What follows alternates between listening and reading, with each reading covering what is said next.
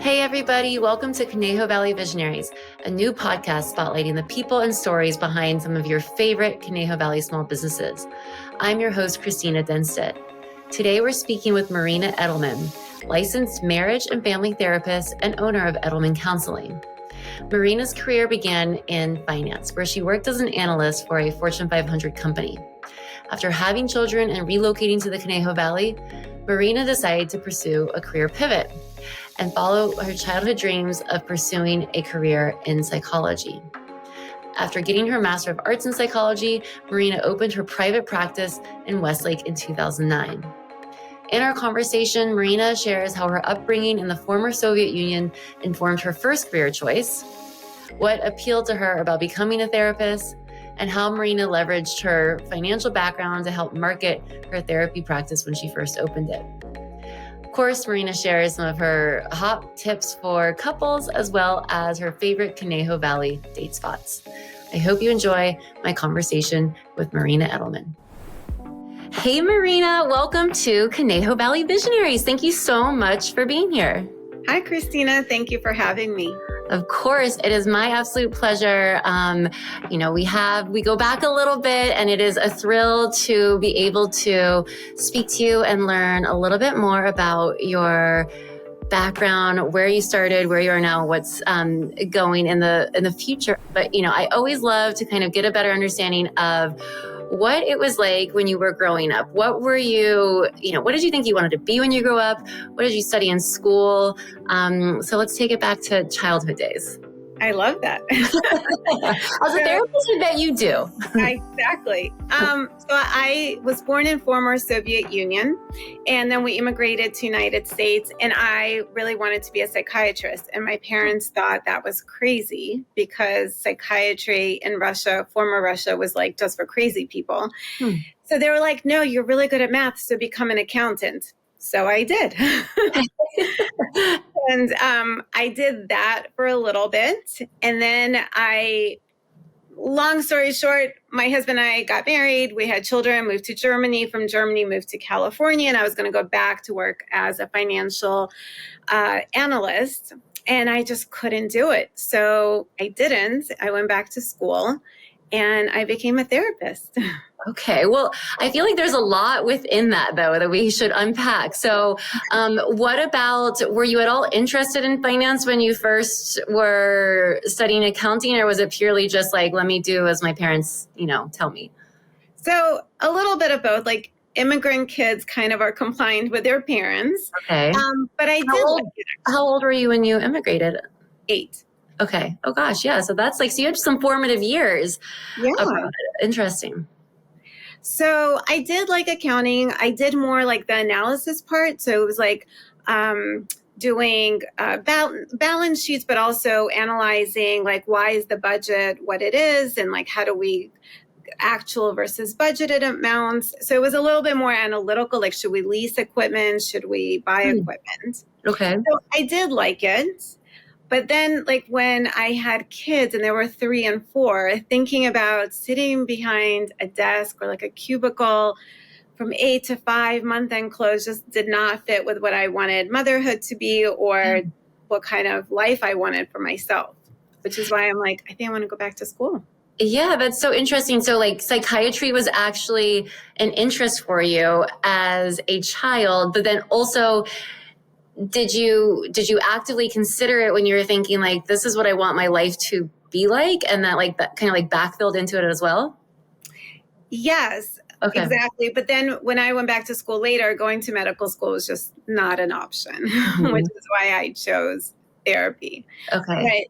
But that fulfilled that need of being with other people and making not even making a difference in their life, but joining in their lives and their journey, really appealed to me. As a kid, were you sort of inquisitive in nature and sort of, did you have those tendencies with your friends or family members to want to be a part of their, I guess, maybe decision-making or understanding their decisions? So I'm an only child and my parents are only children and 3 out of 4 grandparents. So we have such a small family. Mm-hmm. So I felt like kind of like almost a parentified child. Like I was part of the decisions because there were no other siblings and my parents got divorced. So I was kind of like part of that whole process. Yeah. But then, yes, like because I'm an only child, my friends become like my sisters. I get super close and I maintain long relationships, like even long distance. So I was part of like their boyfriend drama, mom drama, and like discussing things. I bet that was good practice, but also as it became your profession, maybe, having to make those divides are part of the challenge, maybe. Yeah, setting boundaries. I even got my friends, we just got together and I got them a sign that says, I'm not your therapist. Well, that's smart and clear, loud and clear, I am sure. Yeah. So tell me, where was it? I sort of missed track. Where did you and your husband meet and then you moved to Germany together? Is that what I understand? Okay. So we met in Philadelphia. And then we got married. He grew up in Germany. So he also immigrated from former Soviet Union, but his family went to Germany. And he got a really great job offer for QVC. So we moved to Germany for that. And our son was born there. How was that experience? What part of Germany were you in? Actually, we lived in Dusseldorf for 2 years and Hamburg for 2 years. Amazing. Yeah. I loved being part of the expat community. I loved being in Europe. We traveled everywhere. So that was incredible. Having a baby in Germany was different than in America. But having kids in Europe was really wonderful experience. And so your son was born there. And did you have your second child there as well? Or were you already back in California? So our daughter's actually older. She was born in New Jersey. And then when I stopped working, we wanted to have kids really close together. So then our son was born in Germany. Okay, great. And so when you moved back to California, that's when you had young children at home and decided, not to revisit the financial profession, but go into your original dream of therapy. So what were those steps to get started on that second path? Was it easy or was there a transition? How did that work? It was kind of hard actually because I was looking at different programs and I didn't want to drive far. So there were so many things that I was looking at, but then I wanted the experience to just sit with a client and be in the room, but then manage because my husband worked full time, managing all of that. So I chose a school that's not very well known. And right now it moved and it's not a big school, but it gave me a lot of hands-on experience with clients immediately. So I love that. Were you already living in the Conejo Valley at that point? Yeah, we lived in Land Grange. Okay. And so how long was your program, or were you doing that because you had young kids? Were you able to do it during the day, or did you have to figure out how to balance it in your schedule? So I did it full time. I did it I went there Saturdays and then one day during the week and then in the evenings. So just to get it done within 2 years. Okay. So that was tough, but doable. Okay. And it was a very sort of application-based approach, it sounds like you were with clients, you were sort of learning as part of the process. Exactly. And at what point did you decide, okay, you're doing this? And I guess when you were in it, did you realize that you actually wanted to become a therapist? Because I feel like sometimes people go through schooling like that and they're like, oh, never mind. That's not what I thought it was going to be. But did you know throughout that, you actually wanted to either create a practice or work for somebody else afterwards? So I initially went into this wanting actually to be a child therapist. And when I graduated, before I even graduated, I did my internship in a school setting. And then I realized I can't be a child therapist. I just my heart just broke, working with kids and then coming home to my own kids. I couldn't do it. Okay. So I actually shifted and started to really focus on families, marriage, and individuals. But I really loved couples counseling, a lot. So I kind of leaned into that. And did you get I know you have several different certifications you can share with us. I think you mentioned the Gottman Institute. Are those things that happen during school, or are they kind of certifications you get afterwards to really narrow down your focus? It was afterwards. Okay. So I got my master's, and then after that, like after I collected, you need 3,000 hours before you can actually get licensed. Okay. And then after I got licensed, I pursued other certifications like Gottman, emotional focus therapy, mediation, and so on. When you graduated, did you then, so you had to have 3,000 hours. So at what point then did you decide to start your private practice? Edelman counseling kind of came about as my associates came on. But I sort of like went into it immediately because I found, so we need supervisors as I was collecting my hours. I found supervisors that said like, we'll sign off on your hours, but you have to get your own clients, which is kind of hard to do. And especially as an intern before you're licensed, you can't accept insurance. But that turned out to kind of be sort of a good thing because I started marketing and putting my name out there and just getting clients on my own. What type of marketing were you doing at that point? What year was this? Oh my gosh. So I've been licensed. I got licensed. When did I get licensed? 2000, like 14 years ago, I got licensed. No, 15 years ago. I don't know. Yeah. So this was like like what we know today as like easy marketing, right? Like this is pre-social media marketing. This is all this, right? So what did that look like then when you're trying to get new clients? So interestingly, I brought my financial background back and I started doing financial therapy. And financial therapy, like focus, and that's one of my subspecialties. Like if you go on my website, you can see it. Okay.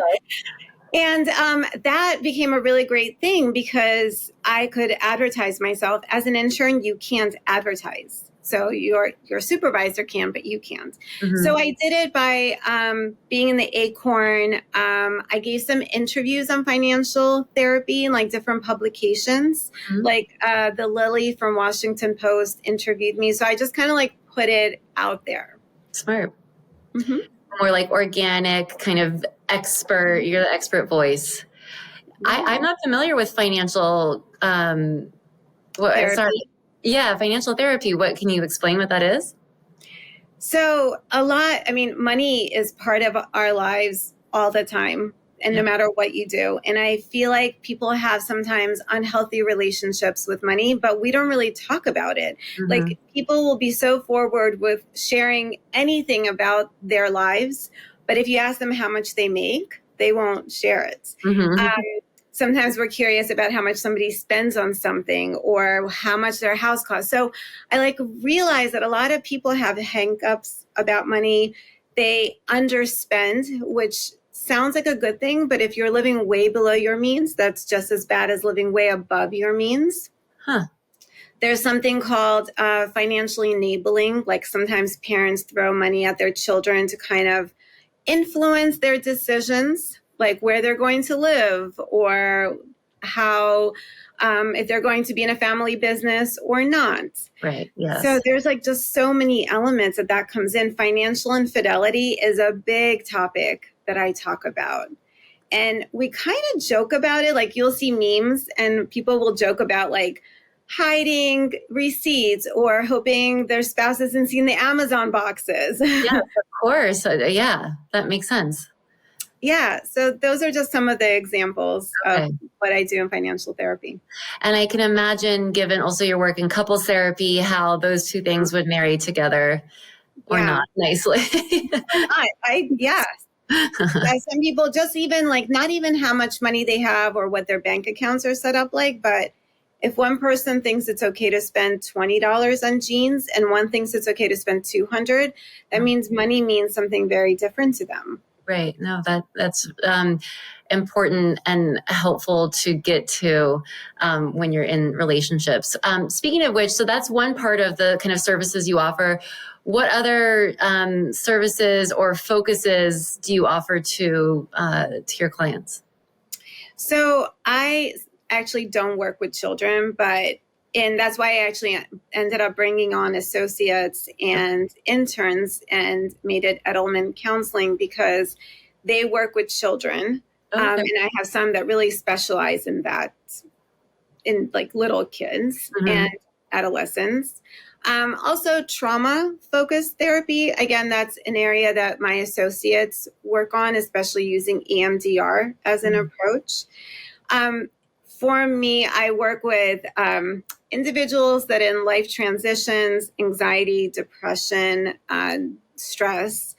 And I'm going to say like more than 60% of my practice now, maybe even more, is related to relationships. Like I have a couple mother-daughters. I have some families that I work with, but like very relationship focused. Mm-hmm. I mean, that's very proactive of a mother-daughter to have that, to go into counseling and smart, because that's a tough relationship and you need to sometimes have help getting through it. That's really amazing. I notice also that you offer, is it like retreats or other services too that are more intensive? So the last year and a half or so, I found that sometimes working with a couple once a week for 50 minutes or even extended an hour and a half, it just scratches the surface and we open up things and then we have to pack it up, close it back down like a sitcom, and then be like, okay, see you next week. Good luck. So I started offering these weekend intensives. And I've had about like 10 of them at this point, and people come in actually from all over the country. And they do a Gottman assessment, which we can talk about a little bit more of what that is. Yeah. And then we meet together for literally 18 hours. And I found that to be incredible, especially for healing old wounds and seeking forgiveness and like really repairing and then learning how to have a successful relationship and even having a chance to practice it. It sounds like a lot, but also I can imagine the before and after is night and day. Yes. Let's talk about the Gottman assessment. What is that? So John Gottman is really the only one that's really studied couples for over 40 years. And he has a great book called 7 Principles of Making Marriage Work. And based on those 7 principles and 40 years worth of research, there's an assessment that the Gottmans offer on their website that you have to be invited to through a therapist. And it's about 500 questions. Everything from like, bids for a connection to division of labor, like and alcohol and other substance use or abuse. And then it gives me a really great report that shows strengths and weaknesses of a couple. And it saves about 5 to 6 sessions because I can just look at it and then it tells me interventions. So when I meet with a couple, I already get a snapshot of what their relationship looks like. That's a handy tool. Do you recommend the Gottman books too, as well, or his books? I do. So I toyed between like using that approach and emotional focused therapy, which is also great. And I kind of bring both in. Okay. And now I'm going for my level 3 certification to be like a trainer and like more speaking engagements. And I really love the Gottman method. So that book I feel like you should get it when you get a marriage license, because you might not have like an incredible marriage, but you will definitely have a happy, functional marriage if you follow that. And do you recommend that people start therapy before they actually get married? Totally. I love doing premarital counseling and people will say to me like that was like one of the best things, because we go through like affair proofing your relationship. Affairs are big in relationships. We talk about like the 5 ways that a couple is married and ensure that up, like make sure that they're compatible and have the tools to navigate all 5 of those pillars. So definitely. Do you think that there has been a shift in the stigma around therapy since you first got your certification and started your practice? Definitely. That's like a really great observation. I think TikTok for sure has pushed mental health and counseling therapy to like a different place in like very good ways and in not good ways necessarily. But yes, the stigma, although I do find people will refer to me for anxiety, depression, individual counseling, couples are still kind of concerned about saying we're in couples counseling and here's our therapist. Yeah. That makes, I could see that division, but I do agree, at least as an observer, that the frequency at which I hear friends or myself talk about therapy, it feels easier to talk about and be open that everybody is, dealing with something. So it's helpful to have a real professional supporting you through that. Yeah, definitely. So when you think about the future of your business, what do you envision? I envision using more technology, actually. Okay. In my business, whether it's helping track if a couple is flooded so that there's like some sort of a device that would alert them that they're flooded and maybe they should stop arguing, to really work on de-escalating. What do you mean by flooded? I'm not familiar with that term. So we get into a flooded state when our heart rate goes 20 beats above resting. Okay. And that is usually when we go into this fight, flight, freeze mode. And we really do say things we don't mean because we're trying to create safety. So I even have like a little, I think it's an odometer to like put on your finger to kind of see what is your baseline. And when people come into my therapy session, I'll ask them to put that on, or if they have a smartphone, to kind of track it and to like down regulate, like to start going into like calmer state and breathing through their diaphragm to really access the best version of themselves and really what they want to say. So that's one of the things that I'm looking into, kind of bringing into my practice more. Other devices. There's one thing that I looked at for phobias, and it's really great. It's like whatever phobia you have, let's say flying, there's these like, it's a virtual reality program. And then as a therapist, so you can do it over Zoom, you can do it anywhere or in the office, and kind of like walk the client through what they're experiencing and how to create safety for themselves. Wow. I would never think about how much technology could be integrated into a therapy session. I think I typically think of it as talk therapy, but bringing in these other elements that can support and maybe expedite your healing, perhaps. Yeah, definitely. Do you think technology, when it comes to Zoom or virtual therapy, has been beneficial? It's been great. Like during COVID, when everything kind of shut down, I started to do Zoom even more than before, and was able to just, I guess, like access people in different parts of California. But so that's been wonderful. And sometimes people are running late. It's easier to just kind of integrate it into their lives if they don't want to drive into the office or when it's raining like today. Yeah. And your practice is based in the Conejo Valley in Westlake, right? Yes. Yeah, it's literally on the lake in Westlake. That's a beautiful place to be. What would you consider one of your biggest challenges running Edelman counseling or just overall in your career? So from Edelman counseling, it's one of the challenges is actually getting associates. There is, with BetterHelp and iCouch, there's a lot of options for therapists. So getting a really good therapist is hard. And I love my therapists now. They're all incredible. So I'm feeling so happy and That's lucky. Amazing. So that like recruiting for good therapists is difficult. For me, I love what I do. Sometimes I'm like, I can't believe people pay me to do this. Like, I love it. Yeah. And so to find like the challenge of getting new information and sitting with a client, but then also doing self-care and going on vacations, like saying no to some clients, like that becomes really hard.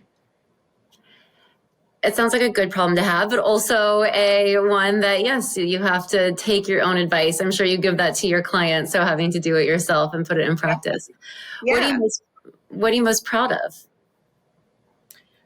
I'm actually really proud of some of the success stories that I've had, whether it's like with clients coming in and being in this like really kind of a hopeless state, like nothing is working out for them, kind of feeling like the world is out to get them, and like making that transformation and helping them truly self-actualize.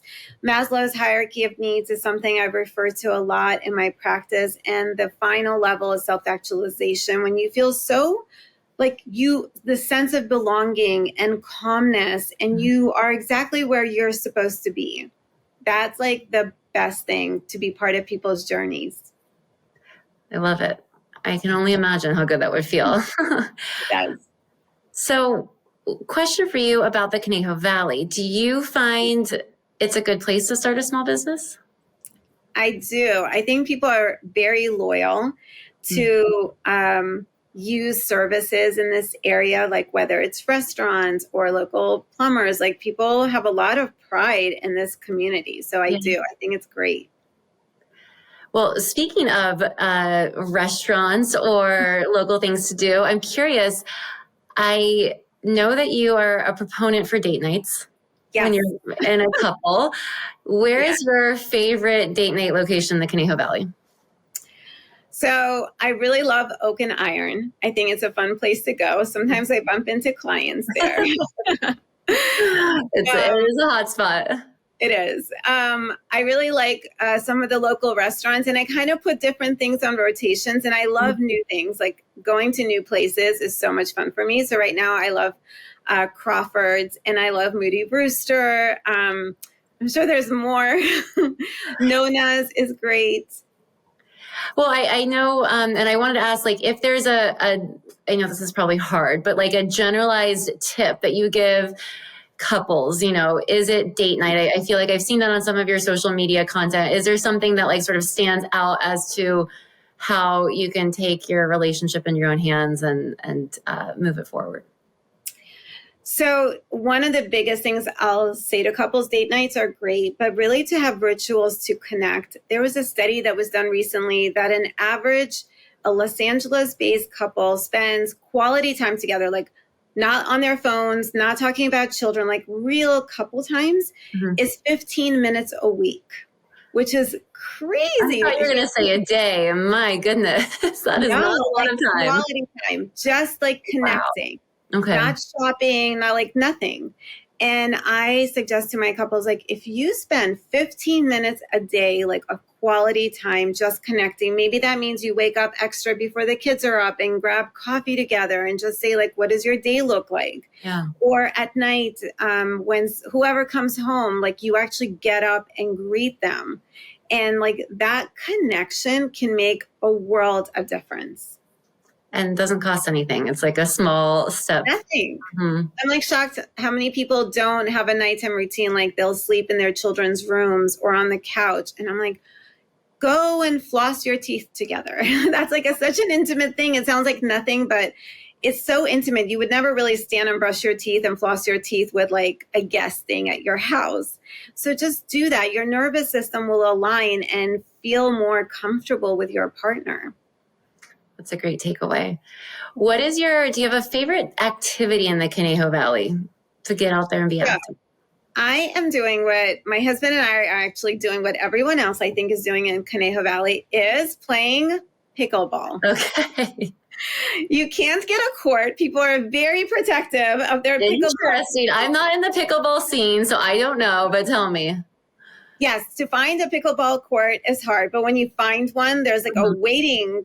Like you have to like put your racket in, and then if you're distracted talking to someone, people will be like, it's your turn, go play pickleball. So that's like my latest activity. Oh, so fun. Are there public courts, or is it more as part of like a racket club? No, there's public courts. There's like some in Dos Vientos, like the one I go to is in Oak Park. There's, I think the one in Westlake, there's one like where the new YMCA is. There's like some courts there. So, yes. Taking over. Yeah. Amazing. Okay, so my last question for you is, what is one piece of advice you would give to first-time entrepreneurs or small business owners? I think you go with what you're really passionate about and you promote yourself. So some of my clients that for individual therapy will talk about like business, and that's not my area of expertise, business coaching, but I do work on confidence. And I feel like a lot of entrepreneurs feel really not comfortable promoting themselves. And I feel like if you're passionate, if you're a plumber, a seamstress, whatever your business is, if you just naturally talk about it, people won't feel like you're being salesy. They'll actually pick up on your positive intentions of just sharing something you're excited about. So don't be afraid to promote yourself. I love that. That is great. And I know that you are offering on your Instagram account a host of tips and information that people can go and learn more about you. Speaking of that, would you be open to doing a giveaway of some sort for our listeners? I would. I think because I feel so strong about these Gottman checkups, I would love to give one of those away. Oh, wow. Thank you. That's so kind, Marina. Okay, well, we'll let you guys know how to enter after the episode ends. But Marina, thank you so much. This was really interesting and love to see that, you can start in one career and then shift even after you have kids and go into something that you thought you wanted to do from the beginning. And I'm all about following those childhood dreams. So I love to hear that is like what your story is like as well. And so thank you so much for joining me. And I hope that, we'll connect again soon. Thanks, Christina. That was Marina Edelman, owner of Edelman Counseling. To enter to win a free Gottman relationship assessment, all you have to do is go at edelman.counseling and at Conejo Valley Visionaries on Instagram and comment on the latest post at Conejo Valley Visionaries with your favorite takeaway from this episode. Screenshot this episode and tag element.counseling and Conejo Valley Visionaries to get an extra entry. Good luck.